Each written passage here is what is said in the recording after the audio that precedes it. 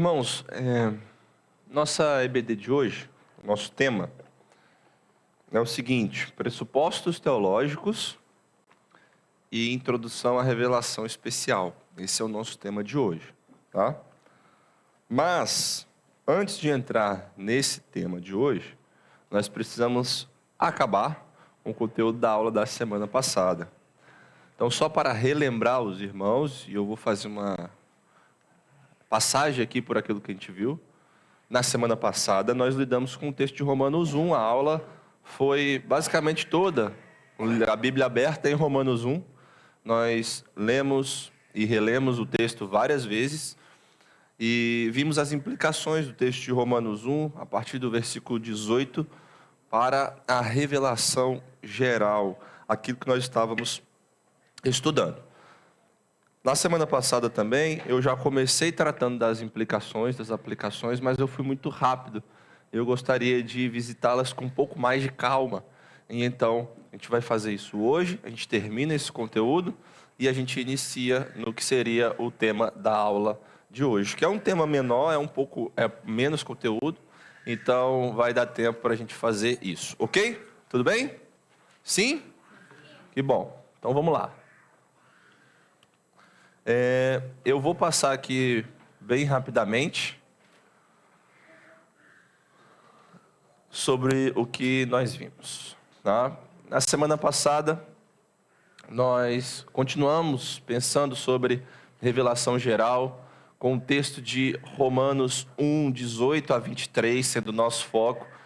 E a gente buscou ver aquele primeiro ponto ali do slide, né? Que a Bíblia afirma a realidade do conhecimento de Deus por todas as pessoas, universalmente falando. Um conhecimento geral de Deus e que torna o ser humano, então, indesculpável diante do Senhor. Esse é um conhecimento real, é um conhecimento verdadeiro, é um conhecimento concreto que mostra algo do ser de Deus e que ilumina, mesmo que não para a salvação, o homem. Por isso que todos são indesculpáveis. E a gente pensou com base nesse texto. Nós vimos também algo da condição do homem que Paulo apresenta nesse texto, a condição religiosa desfavorável, a condição moral deplorável e a condição de rebeldia epistemológica que você aprendeu. É uma palavra que a gente pode traduzir, vamos dizer assim, para conhecimento, a condição de rebeldia no seu conhecimento, é a palavra-chave no suprimir, no deter. Você lembra disso? Você precisa trazer à sua mente agora, porque isso é muito importante. A verdade de Deus, ela foi dada, ela foi mostrada ao ser humano, e o texto bíblico inspirado diz que o ser humano suprime, ele detém, ele troca, ele sufoca algo que Deus deu e que é verdadeiro. Ele sufoca por causa da injustiça do seu coração. E aí a gente viu aquela implicação ali da ignorância e rebeldia, que não é tanto, primariamente, que o ser humano é um ignorante, no sentido dele não saber nada, mas que primariamente ele é um rebelde, no sentido que que algo foi mostrado a ele, mas por conta da injustiça do seu coração, ele sufocou aquilo. E ele reagiu em rebeldia, e então a ignorância brota daí. Não é que ele precisa de mais conhecimento, ou de mais informação. Na verdade, ele precisa de uma mudança no coração e que informa a sua mente. A gente viu isso, e através do texto a gente elaborou algumas premissas, alguns pontos fundamentais, basicamente 3. O primeiro foi que existe um conhecimento de Deus disponível a todas as pessoas. A gente também lidou com essa implicação. A gente viu que esse conhecimento de Deus que é disponível está aí por meio da criação. Ele é um conhecimento mais intuitivo do que propositivo. E ele mostra os atributos invisíveis de Deus de uma forma mais específica, a grandeza e o poder de Deus e a sua divindade, a distinção do Criador para a criatura. E a conclusão dessa primeira parte foi que é impossível nós vivermos no mundo de Deus sem se esbarrar constantemente com Ele, e, portanto, Deus é inevitável, Ele é inescapável. A gente viu isso. Uma segunda premissa que trabalhamos também foi que o conhecimento de Deus não apenas ele existe e está disponível, mas ele também é realmente experimentado. E aí a gente lidou com aquela situação de, às vezes que a Bíblia diz que o incrédulo conhece a Deus e às vezes que a Bíblia diz que o incrédulo não conhece a Deus. E nós equilibramos isso por meio de uma teologia bíblica. E por fim nós vimos também que o conhecimento de Deus é experimentado pelo incrédulo também, que é experimentado pelo incrédulo um conhecimento geral, através da revelação geral de Deus. Ele também é sufocado, ele é rejeitado e ele é substituído pela idolatria por razões que ultrapassam as dimensões intelectuais.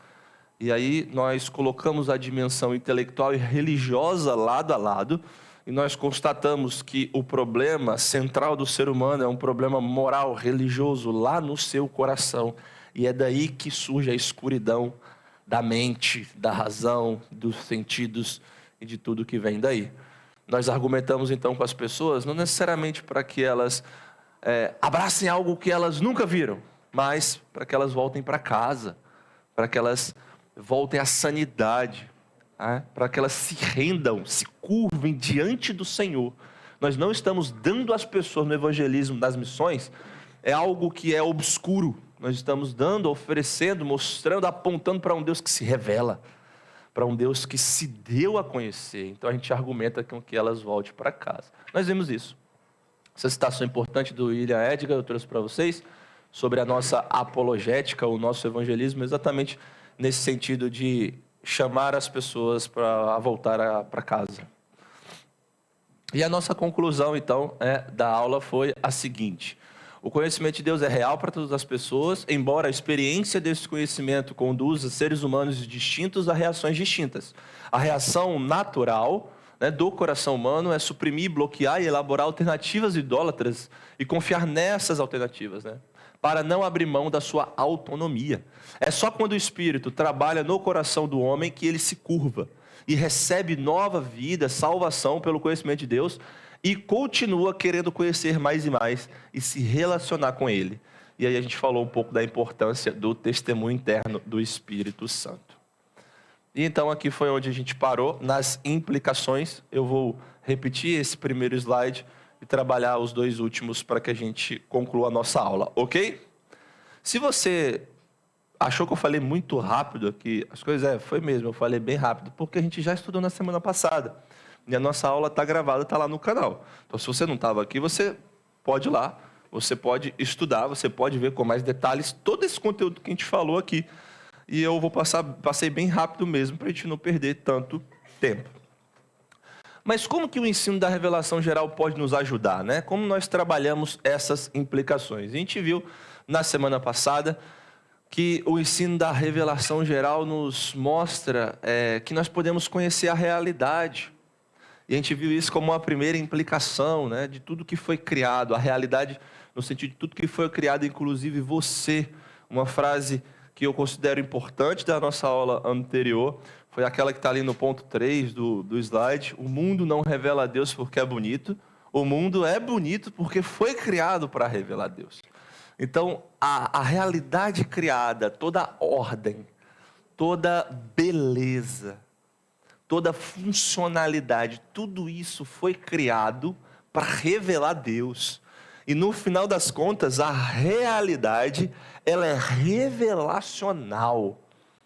É por isso que nós falamos também na semana passada, que quando o crente ele olha para a realidade, ele não só vê aquelas coisas criadas como um fim em si mesmo, mas ele entende que aquilo foi criado para que ele, no final das contas, desse glórias a Deus.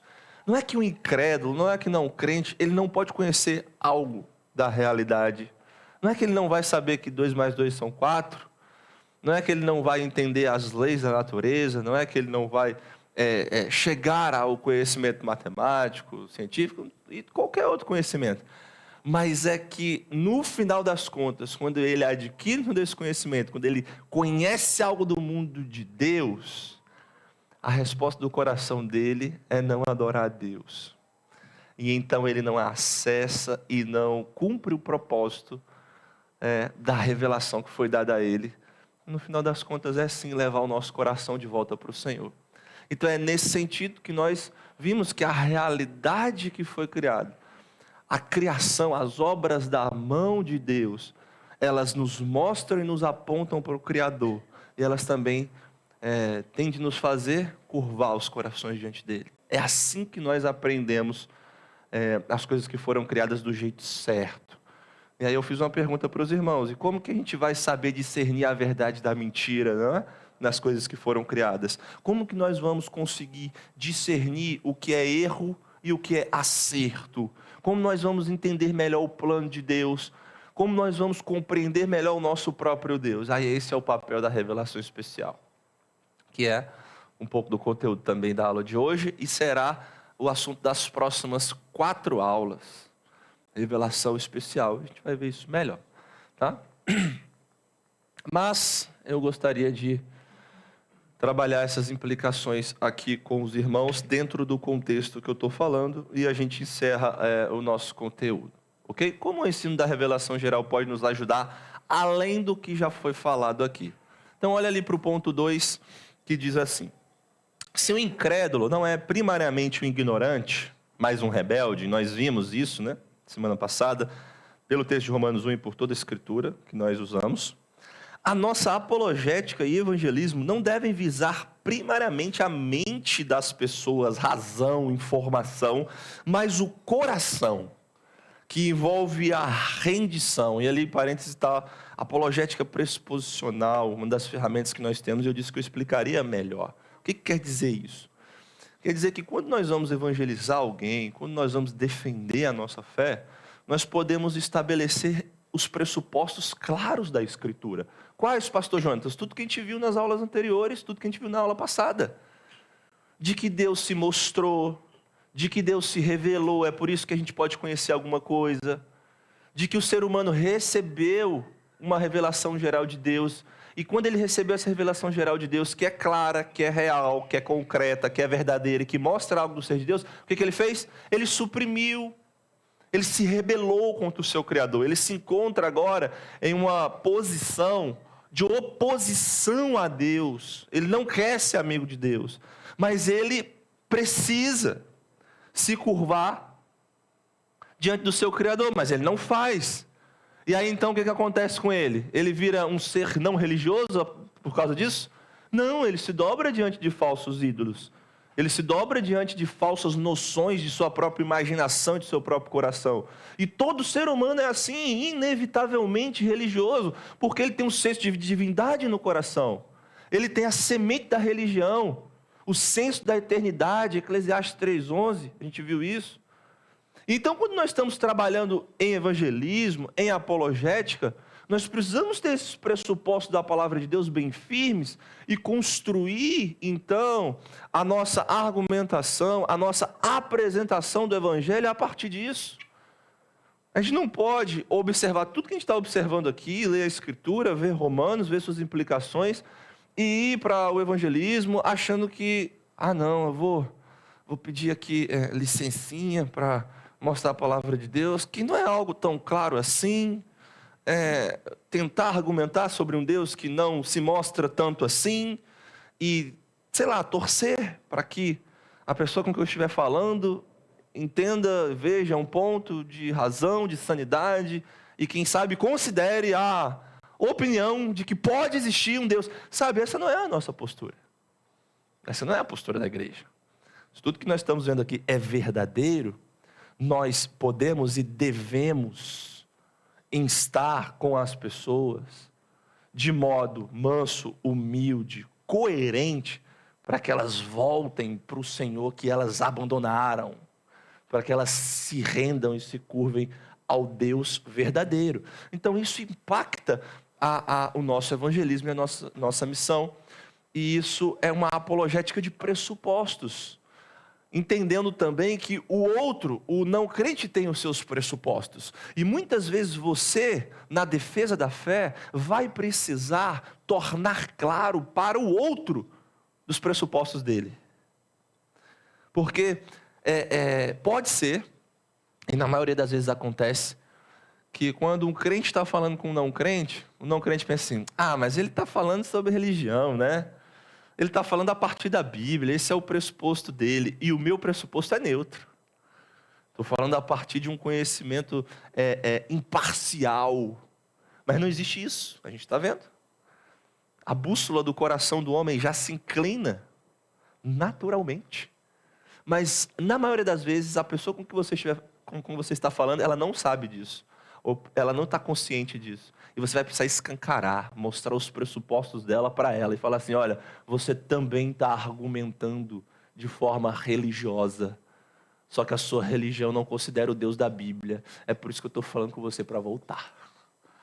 Então, apologética pressuposicional, né, o impacto disso para o nosso evangelismo e missões é nesse sentido, irmãos.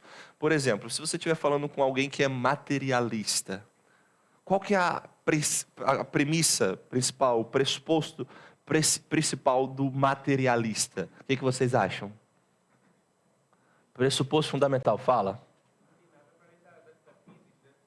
Exatamente, não tem nada além da matéria. Esse é o pressuposto dele.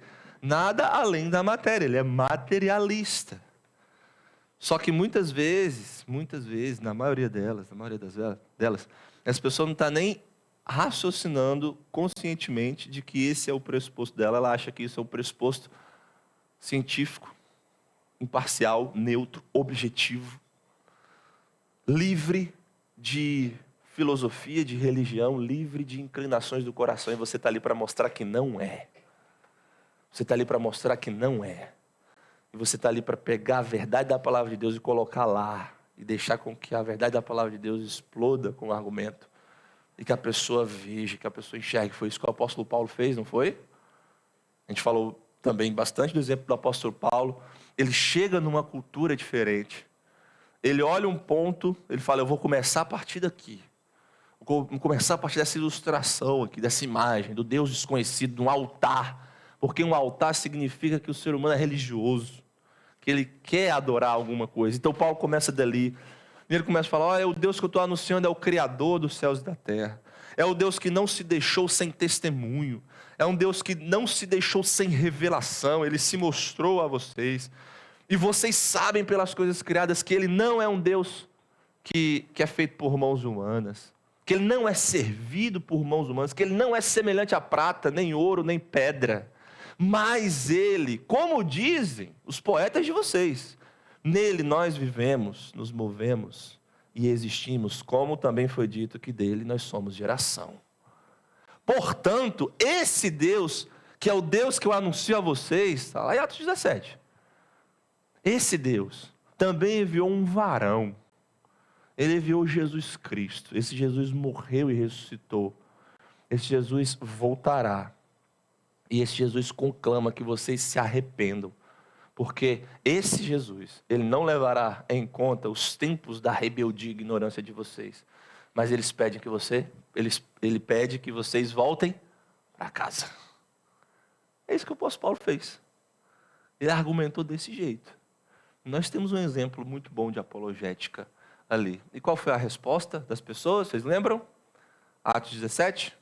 É sempre a resposta geral ao evangelho. Fala? Depois a gente fala sobre isso. Uns falaram isso. Outros falaram, acabou, não queremos ouvir mais. Mas outros creram. Outros creram. E é assim que acontece com a gente também. Uns vão crer na pregação. Outros vão dizer assim, depois a gente conversa sobre esse assunto. Tem coisa mais importante. E outros vão dizer assim, eu não quero ouvir. Para mim, isso não é verdade. E vão virar as costas. Isso também vai acontecer com a gente. Mas está aí um exemplo para nós. Entendemos isso, irmãos? Sim? Sim ou não? Tá, então ponto 3 ali que também é importante. Nós devemos mirar as nossas armas, então, para um outro lugar. Qual? Não para razão, simplesmente, né? Não a fim de colocar mais informação na cabeça das pessoas. A razão, ela tem um papel fundamental. Eu falei também disso. Né, a coerência dos argumentos, né, a estruturação da argumentação, ela precisa ser lógica, ela precisa ser coerente, ela precisa ser abrangente. A razão ela é importante. Só que não é simplesmente que eu vou dar mais informações às pessoas e então elas vão crer. Na verdade, a gente tem que mirar para o coração. Devemos trabalhar melhor os termos da rebeldia e rendição. Porque por muito tempo, talvez grande parte da igreja ainda hoje, né? De uma forma geral, estou tratando a igreja aqui, se dobrou a uma exposição mais racionalista do evangelho. Então nós temos que ter cuidado, porque isso empobrece a nossa mensagem, isso nos coloca em uma posição de desvantagem, como se a gente fosse argumentar com alguém e eu precisasse fazer ali com aquela pessoa todo o esquema lógico, racional, convencer aquela pessoa, né? O meu argumento ele é fraco, então eu preciso mostrar para a pessoa de algum jeito que aquilo faz sentido, eu vou convencê-la, e aí eu esqueço da rebeldia, eu esqueço da desobediência do coração, eu esqueço da inclinação do coração natural, que é não adorar o Senhor. E aí as minhas armas acabam que se movimentam para outro lugar, eu gasto todos os meus tiros em uma coisa, e aí quando eu preciso atirar na outra, eu não tenho mais munição. Essa é a lógica que eu estou trazendo aqui para a gente. Tá? Mais implicações sobre esse estudo, que nós vimos da revelação geral, como nós podemos aprender com ela e como isso pode nos ajudar. O fato de que Deus existe, criou todas as coisas, é uma premissa muito importante. A revelação geral de Deus através do mundo é gloriosa, revela o Deus eterno, todo-poderoso, que é sábio, que é Senhor de todos, que é autossuficiente, né? Não servido por mãos dos homens, e que está presente, é um Deus bom, generoso, que muitas vezes dá a alegria para o coração do não crente, dando coisas boas a ele. E você fala, nossa, a alegria no coração de quem não conhece a Jesus? Exatamente, Atos 14, 17, Deus faz isso, dando estações frutíferas, dando família, filhos, cuidando, dando saúde, abençoando com o mundo criado e com a estrutura que foi criada, e Deus faz isso como um testemunho de si mesmo, para que o homem se torne cada vez mais indesculpável diante do Senhor. Mas sim, Ele existe, criou todas as coisas e está aí. Porém, na revelação geral, não explica a Trindade, por exemplo. Ela não explica o plano de salvação, ela não explica a história da redenção. Por isso que o homem precisa de uma revelação especial, que leve ele para a graça salvífica, entender, compreender e ver que ele precisa de Cristo, da cruz de Cristo, para que ele seja salvo. Mas essa é uma delas. Uma outra é que ateísmo é loucura. Isso aqui também é importante.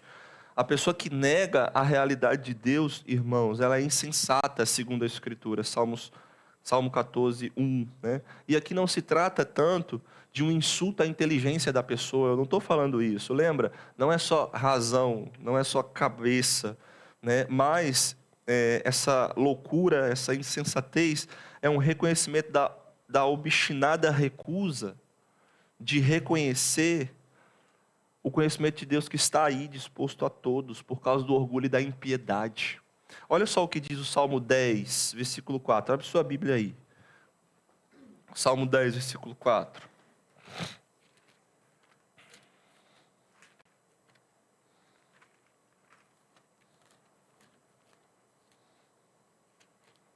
Salmo 10, versículo 4 diz assim, ó: em sua soberba, olha que legal essa expressão do texto. Em sua soberba, o perverso não investiga. Tudo o que ele pensa é que Deus não existe. Olha a conexão dos termos com o que nós temos falado. Em sua soberba, ele não investiga, ele não vai a fundo para compreender melhor o que ele tem disposto na revelação geral. Tudo que ele pensa é que Deus não existe. É por isso que eu coloquei ali que ateísmo é loucura. A existência de Deus está manifestada e o Senhor testemunha, né, isso de forma verdadeira. Nós também devemos ter cuidado não só com o ateísmo teórico. Você pode estar pensando, mas isso... Não conheço tantas pessoas que viram para mim e dizem que são ateus, né? Ateísmo teórico, e vai lá e raciocinar e elaborar sobre as suas teorias. Mas a gente também tem que tomar cuidado com o ateísmo prático. Eu sei que Deus existe, mas não vivo para Ele, não dou graças, não o glorifico. Tem muita gente assim, né?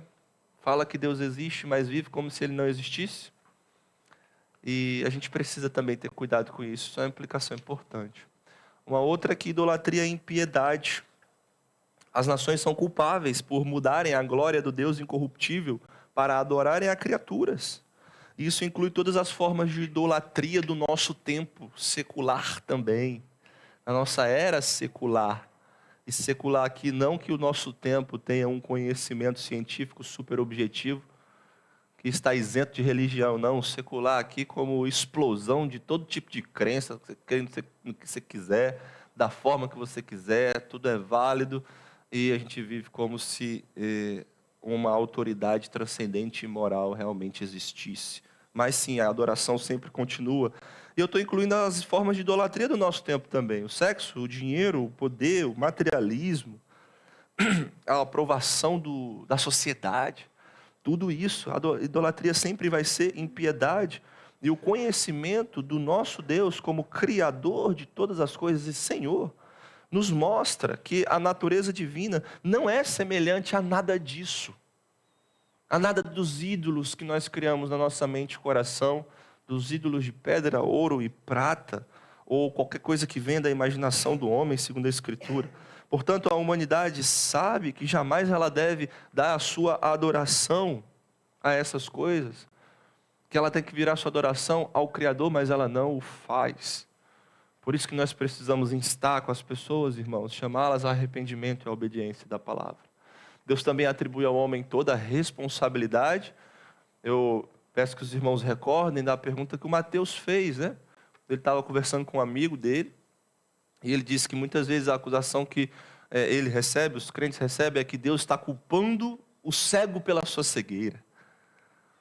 E aí a gente viu que não é bem assim, né? Se a gente fosse mudar a ilustração, seria Deus responsabilizando você, que pegou 2 facas e fez assim no seu olho, ó.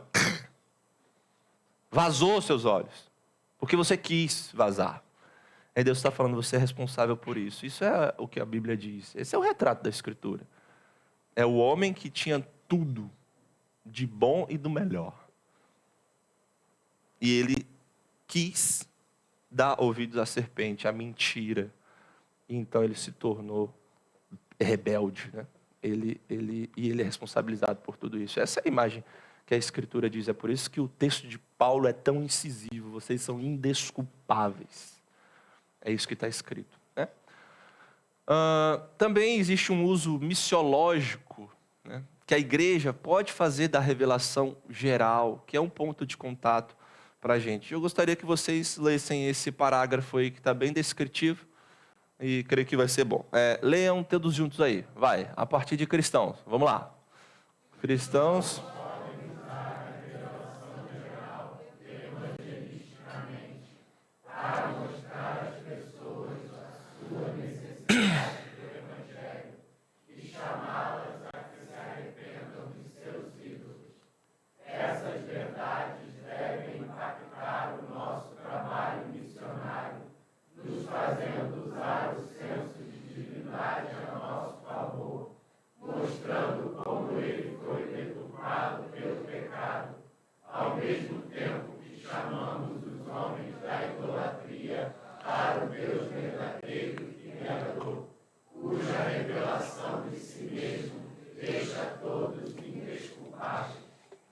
Tá aí.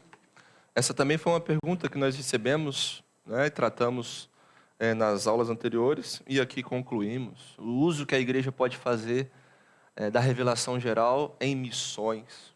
Tá aí, nós podemos aplicar essa verdade para chamar as pessoas ao arrependimento, para conclamar que todos venham ao Senhor, que fez revelação de si mesmo e que nos responsabiliza por isso também.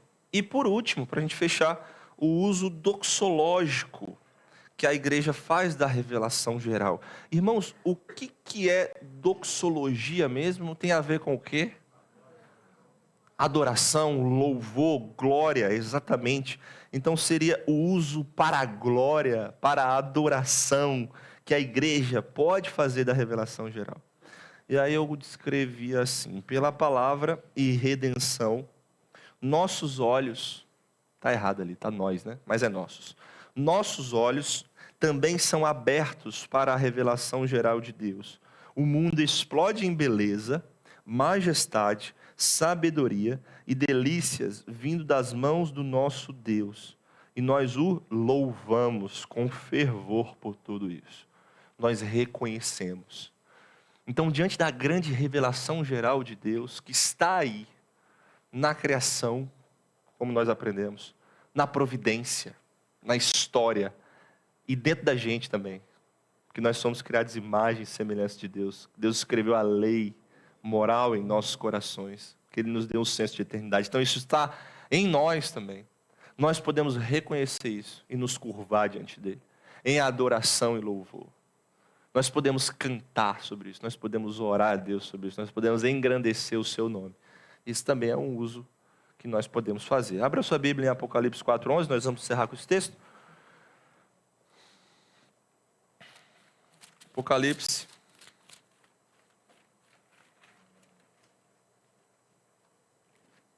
4:11.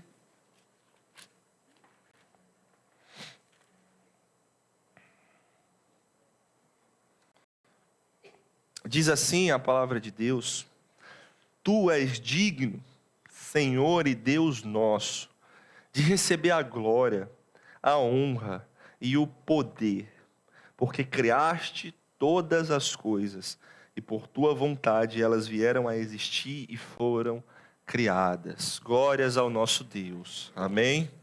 Amém. Então, irmãos, é isso. Nós encerramos o nosso conteúdo de revelação geral, trilhamos um bom caminho aí, né? Vimos bastante coisa e com muitas implicações. Espero que os irmãos apreendam e treinem, estudem nesse conteúdo, porque vai ser muito importante, né, para a igreja e para a nossa caminhada de fé também. Ok? Tudo bem? Sim ou não? Sua tarefa. Ainda vai ter mais um pouco de aula, mas eu já estou colocando a tarefa aqui para você não esquecer. Da mesma forma como eu pedi para vocês falarem sobre a importância da teologia na vida de uma igreja local e escreverem sobre isso, e vocês trouxeram os comentários e as definições de vocês, eu peço que vocês façam isso também. Leia Romanos 1 mais uma vez e escreva em um parágrafo resumido sobre o que você entendeu das aulas sobre revelação geral. Então você vai lá, lê de novo Romanos 1, e escreva algo sobre isso. Pastor Jones, eu posso só falar da minha cabeça, assim, e não escrever? Não, você tem que escrever, porque isso também faz parte do processo de estudar e fazer teologia. Você escreve, formula, você endossa, e você traz para a igreja, compartilha. E vamos ter aquele esquema que a gente fez. Alguém vai trazer a sua definição e eu vou pedir para outra pessoa comentar. O Márcio já está rindo ali para mim. Então, fica ligado e vamos trabalhar nisso aí. Então, para as próximas aulas, a gente vai falar sobre isso. Mas entrando no tema da nossa aula de hoje, eu falei que ele é um tema menor, por isso que eu também fiquei um pouco mais aqui nas implicações da aula passada. Pressupostos teológicos e uma introdução à revelação especial. Vou começar sobre isso, pressupostos teológicos. Nós vamos ver que há duas formas de nós fazermos teologia. É claro que se você for destrinchar mais, você vai ver muitas implicações, mas eu resumi aqui nessas duas formas de se aproximar da Bíblia, com dois pressupostos, dependendo de como está o seu coração, e é isso que eu quero que você entenda, dependendo de como está o seu coração, você vai se aproximar da Escritura de duas formas básicas. Quais? Você vai se aproximar ou com o pressuposto da fé, ou com o pressuposto da dúvida. O que é o pressuposto da fé? O pressuposto da fé é você se aproximando da Escritura, entendendo que a Escritura ela é inspirada, ela é infalível, ela é inerrante em tudo que ela ensina. A rebelião do seu coração já foi curada. Agora você passou de inimigo para amigo. E diante da revelação de Deus, você não está mais hostil, porque o Senhor transformou o seu coração. Então, mesmo que ainda exista muitas coisas com que você precisa aprender e lidar, e entender melhor e tratar, quando o seu coração agora está em amizade, reconciliado com Deus, você se aproxima da palavra de Deus, crendo nele, e aceitando o que ele diz sobre você, sobre o mundo, e sobre a própria palavra. É por isso que eu estou dizendo que tem duas formas básicas de você fazer isso. Eu estou dividindo aqui. A primeira é o pressuposto da fé, da crença, da confiança, do coração restabelecido, restaurado pelo Senhor. Então você procura entender o texto da Escritura e se submeter a ele, porque você acredita que aquele texto ele é verdadeiro e normativo. Além disso, você entende que, ao longo dos séculos, a Escritura já deu provas suficientes de sua autenticidade, que ela é coerente, que as promessas se cumprem e que ela mostra Cristo Jesus para nós, a verdade de Deus. Essa posição, esse pressuposto, como nós estamos colocando aqui, dado aquilo que já temos trabalhado, não significa que nós estamos fechados para discussões, mas significa que nós estamos dispostos a abandonar a hostilidade no processo de fazer teologia. Que nós estamos dispostos a abandonar a dúvida, a crítica no processo de fazer teologia. E nós estamos mais abertos a quê? Nós estamos mais abertos à submissão, à rendição da palavra de Deus. Anselmo, arcebispo de Cantuária, um teólogo importante da história da igreja, ele dizia que a teologia é a fé em busca de compreensão. A fé em busca de compreensão. E de fato, nós não estudamos teologia necessariamente para questionar a fé. Embora muitas coisas precisem de questionamentos, de levantar perguntas para que a gente compreenda melhor. Mas teologia significa desenvolver, amadurecer, fundamentar a nossa fé. E aqui eu quero que você pense uma coisa. Eu não estou adotando essa perspectiva de um ponto de vista que a fé ela tem que ser compreendida e a gente tem que desenvolver a nossa fé. Eu não estou adotando o ponto de vista iluminista, por exemplo. O que foi esse ponto de vista? De que só aquilo que a gente consegue entender é aquilo que a gente consegue crer. Não é isso que eu estou dizendo aqui. Quando a gente se aproxima da palavra de Deus, com o pressuposto certo e com o coração transformado, a gente entende que muitas coisas estão além da nossa compreensão. Existe espaço para o mistério, existe espaço para aquilo que Deus faz e que a nossa mente, limitada e pecadora, manchada pelo pecado, não consegue alcançar totalmente. Então não estou dizendo aqui que não, é a fé em busca da compreensão de forma que você só pode crer no que você compreende totalmente, não é isso. Mas você trabalha duro, você não tem permissão para cruzar os braços. E se o seu coração já foi transformado pelo Senhor, você se aproxima do Senhor, submisso a Ele, rendido a Ele, e fazendo teologia sim, em adoração ao nome do Senhor, buscando amadurecer aquilo que você tem. E se você olhar para a sua própria vida, você vai observar um pouco disso, não vai? Quando você começa na caminhada cristã, Deus transforma o seu coração, você se aproxima dele, correto? E então a sua caminhada é o quê? É um longo processo para você amadurecer a fé que o Senhor já te deu. É um longo processo para você confiar mais e crer mais e entender melhor a revelação das Escrituras. É isso que nós vemos também na nossa experiência. Concordam? Chega a ter aquela situação, né, que a pessoa vai lá no gabinete e fala: Pastor Jonas, eu acho que meu batismo não foi válido. Por causa de quê, irmão, que seu batismo não foi válido? Porque, Pastor Jonas, eu não acreditava nas coisas que eu acredito hoje. Da forma como eu acredito, da exatidão. Hoje eu vejo a beleza e a glória do Evangelho. E lá atrás eu estava numa igreja que não pregava a palavra de Deus, eu não conseguia enxergar tanta beleza e tanta glória. Eu dizia: eu sei, irmão, eu sei. Essa é uma experiência mais comum do que você imagina.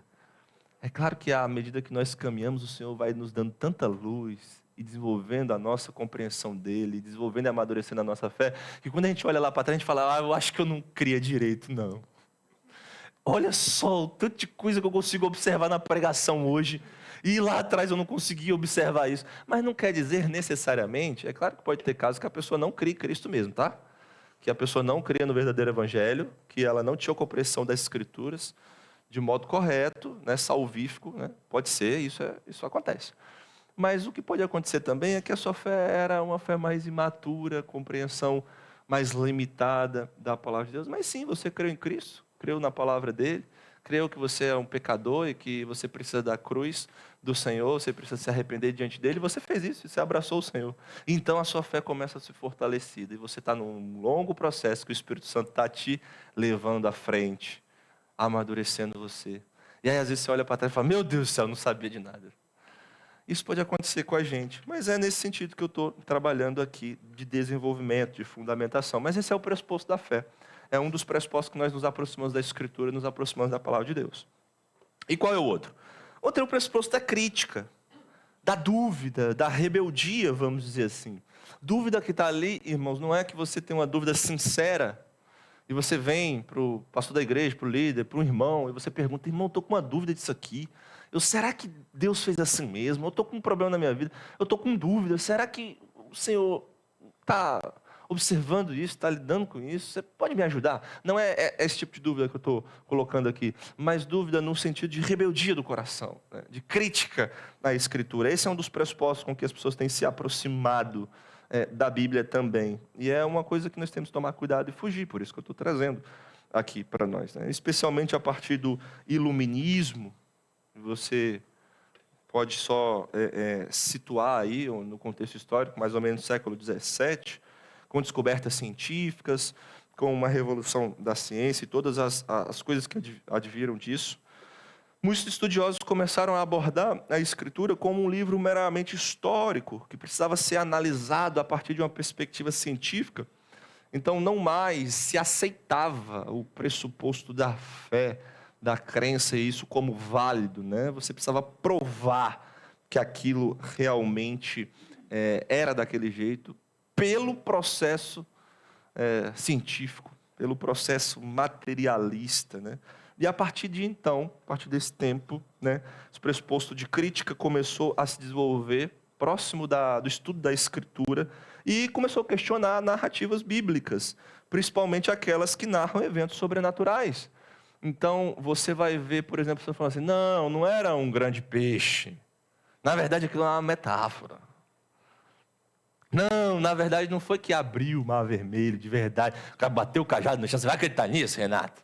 O cara bateu o cajado no chão, e aí Deus fez soprar um vento, e o mar abriu, e o povo passou com o pé enxuto. Não é isso. Na verdade, não foi bem assim.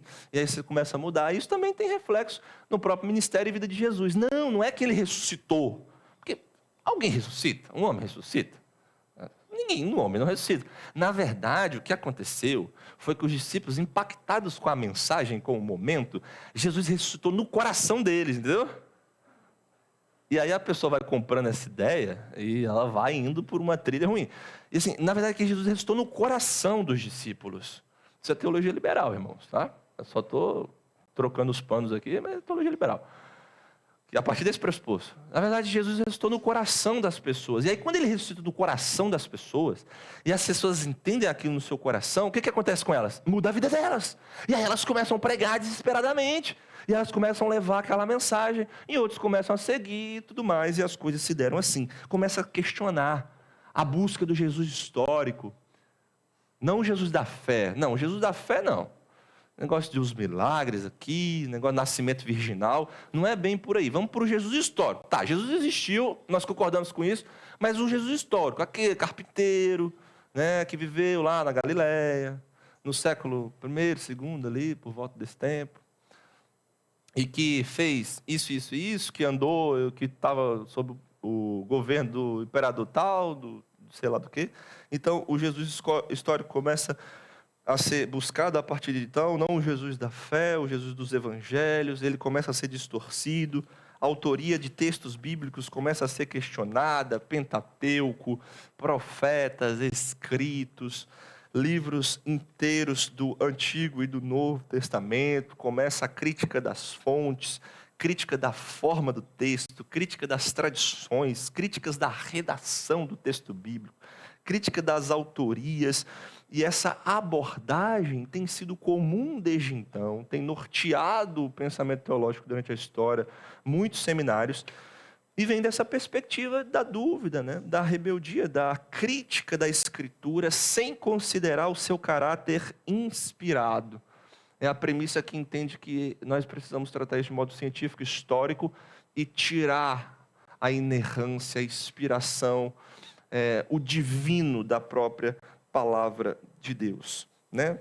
Essa escola, como eu disse aqui, ela pode ser chamada de teoria da crítica, pressuposto da dúvida, da crítica, teologia liberal, e tudo isso, essa abordagem se deu no contexto histórico e tem sido também uma forma de se aproximar, né, da Escritura.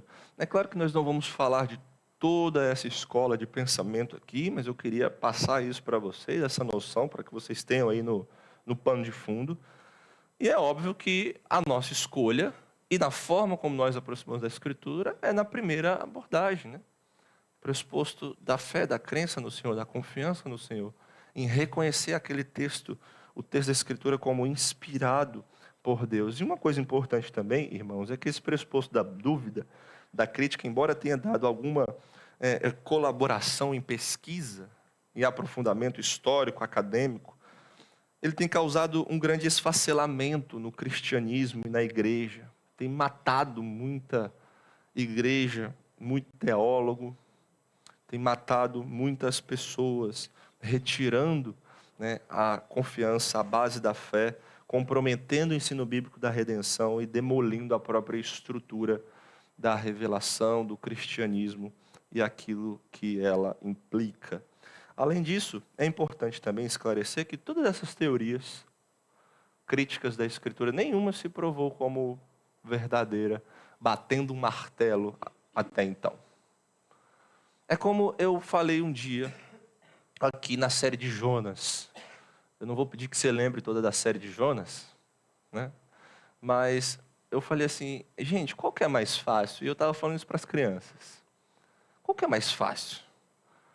Um homem entrar numa tumba fria, morto, e sair vivo, ou um homem entrar vivo dentro da barriga de um peixe e sair vivo depois de 3 dias. Aí as crianças, um homem entrar morto numa tumba e sair vivo. Exatamente, para o Deus da ressurreição, para o Cristo ressurreto, o que é o milagre, por exemplo, do livro de Jonas? O que é o milagre do Mar Vermelho?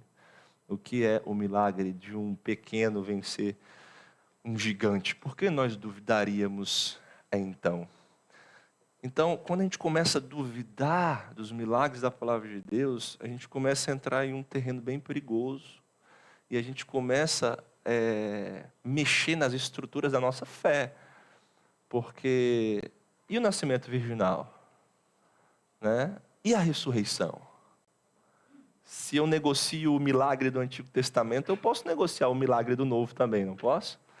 E aí a coisa começa a ser esvaziada. Mas nós podemos concluir que não há razões suficientes para abandonar o pressuposto da fé na integridade das Escrituras, na interpretação das Escrituras. Essa é uma conclusão que nós podemos chegar com muita segurança. Tem muita gente crente desenvolvendo e argumentando com escolas que se afastam da palavra de Deus.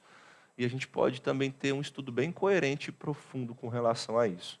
Mas, para concluir, vamos ler essa conclusão aí, sobre o que eu acabei de falar, sobre pressupostos? Vamos todos juntos. De fato, até hoje,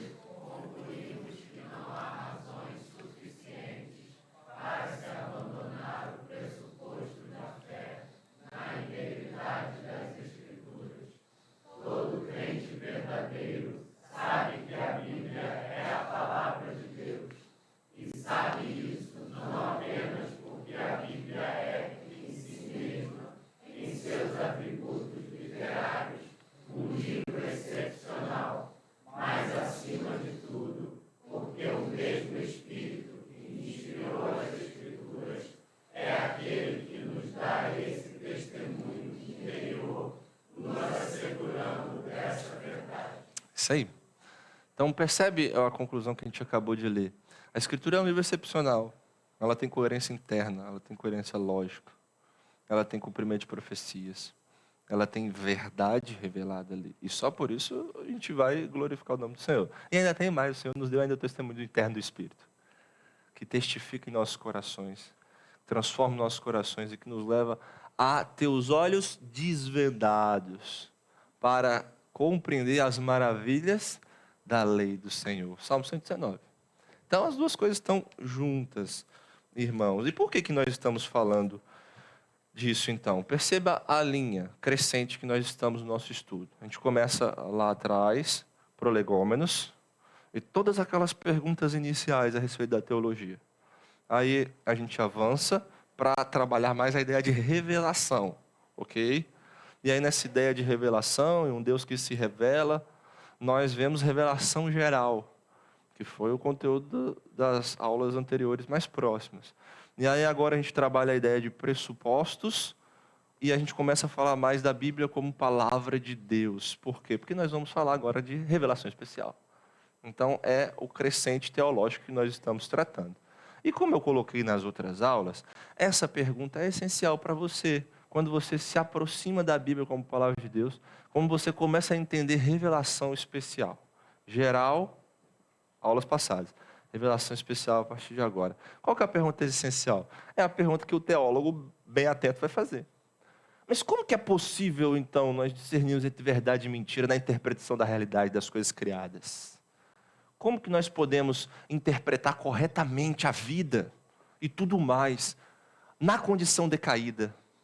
Como nós podemos conhecer a Deus, sendo nós pecadores? Como que a gente consegue entender as coisas da palavra de Deus, as coisas que estão à nossa volta? Como que a gente pode entender o nosso próprio coração, se a gente é limitado, se a gente é rebelde?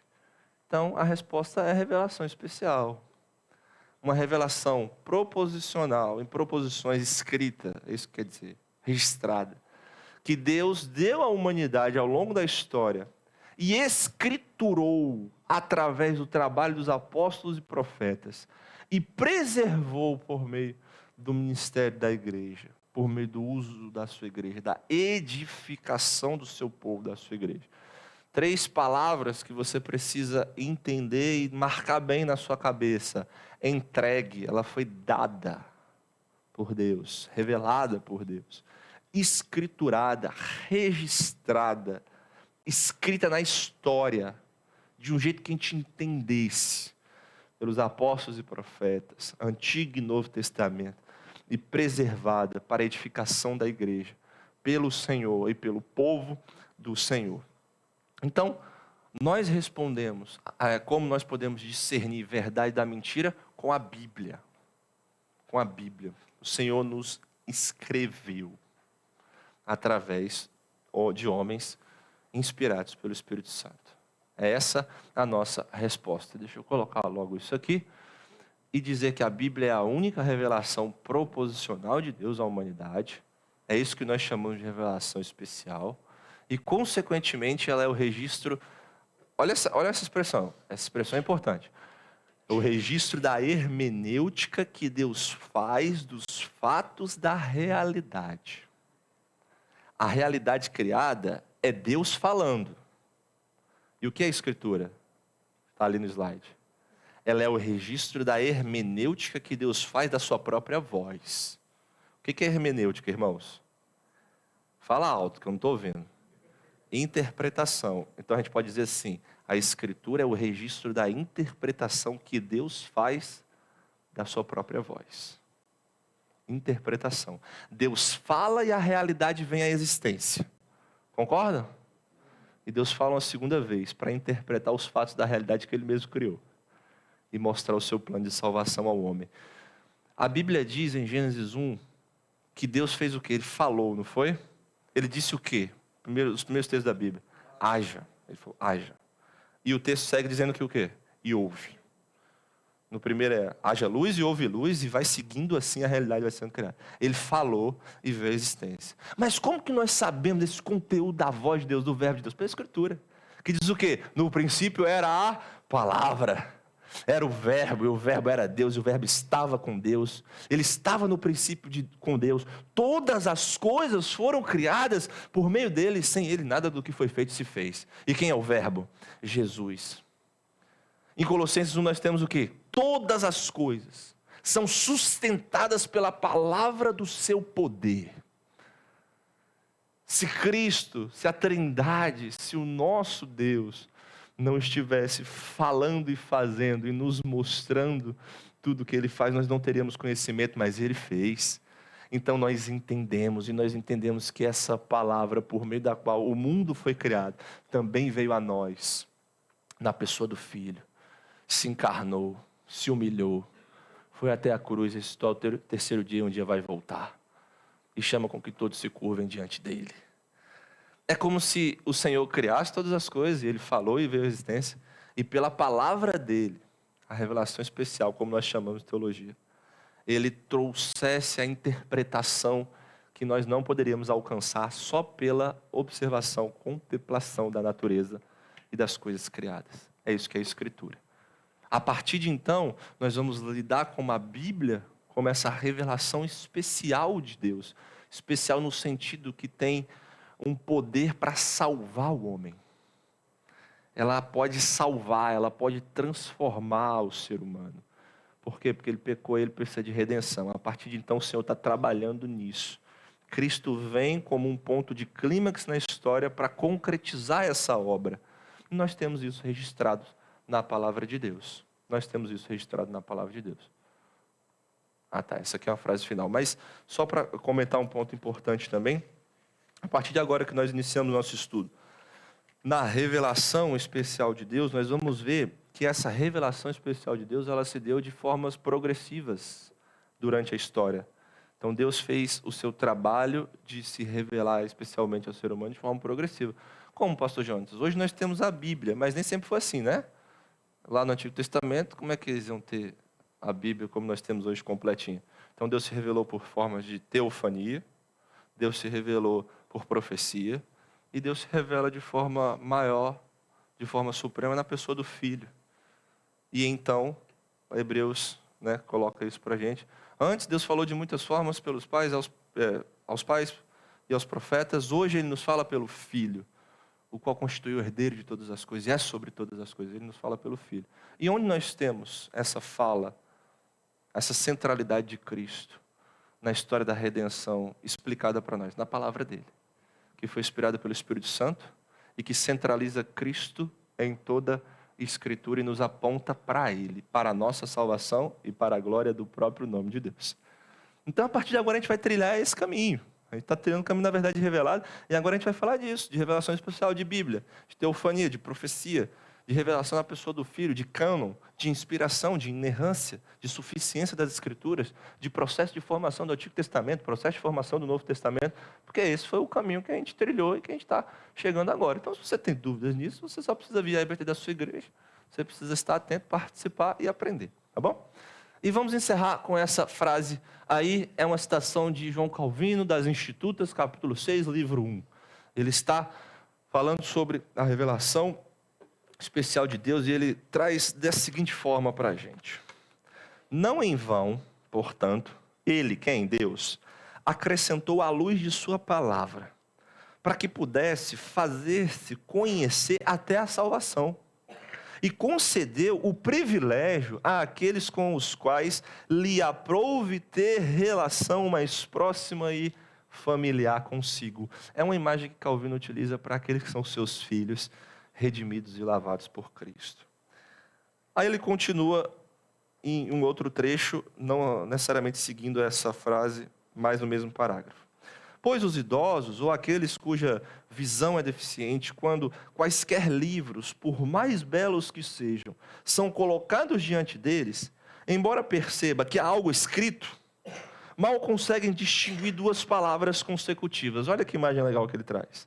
Contudo, quando, ajudados por óculos, começam a ler distintivamente, portanto, a Escritura, reunindo as impressões da divindade, as interpretações, a hermenêutica que Deus faz da sua própria voz, como a gente acabou de ver, que até então jaziam confusas em nossas mentes, dissipa a escuridão e mostra-nos o verdadeiro Deus claramente. Como a gente pode discernir verdade do erro? Calvino explica aqui nesse trecho, olhando para a Escritura, que dissipa a escuridão da nossa mente, dos nossos olhos, e nos faz ver o Deus verdadeiro claramente, conhecer a tua salvação e ter relacionamento com Ele. Esse é o papel da revelação especial, e é nesse tema que nós vamos trilhar o nosso estudo a partir de agora. Amém? Amém. Amém. Glória a Deus. Aí. Essa foi nossa aula de hoje, irmãos. Eu peço que você confira o material que tem sido colocado nos grupos da igreja, na secretaria, de forma específica. Eu coloco algumas observações, alguma coisa a mais no texto que disponibilizo, e você pode se beneficiar disso. Mesmo se você não pegou aqui ou não tirou foto na aula, vai ter lá uma referência, você pode ir lá e acessar, e você pode ler de novo, e você pode estudar, e isso pode te beneficiar também. Esteja atento às datas e cronogramas, e já faço uma menção importante, porque no nosso próximo domingo nós não teremos EBD pela manhã. O motivo é a nossa mudança e a adaptação, a adequação que nós estamos precisando fazer nesse tempo. Mas isso não te permite ficar de braços cruzados. Por quê? Porque você tem tarefa para fazer. Então, na próxima aula, a gente vai cobrar a tarefa que foi colocada aqui hoje. Você só ganhou um pouquinho mais de tempo, pela providência e graça de Deus na sua vida. Mas que os irmãos estejam atentos a isso, a gente coloca mais lembretes lá no grupo da secretaria, e estejamos orando pelo nosso novo espaço, pelas adaptações que vamos precisar fazer nesse tempo, e para a continuidade do nosso estudo na EBD, e também no ensino de forma geral que nós temos recebido em nossa igreja. Tudo bem? Então vamos orar? Obrigado, Senhor, pela Tua graça e pela Tua verdade, que o Senhor continue nos abençoando, nos sustentando e firmando, fortalecendo a nossa fé, para a glória do Teu nome. Em nome de Jesus. Amém.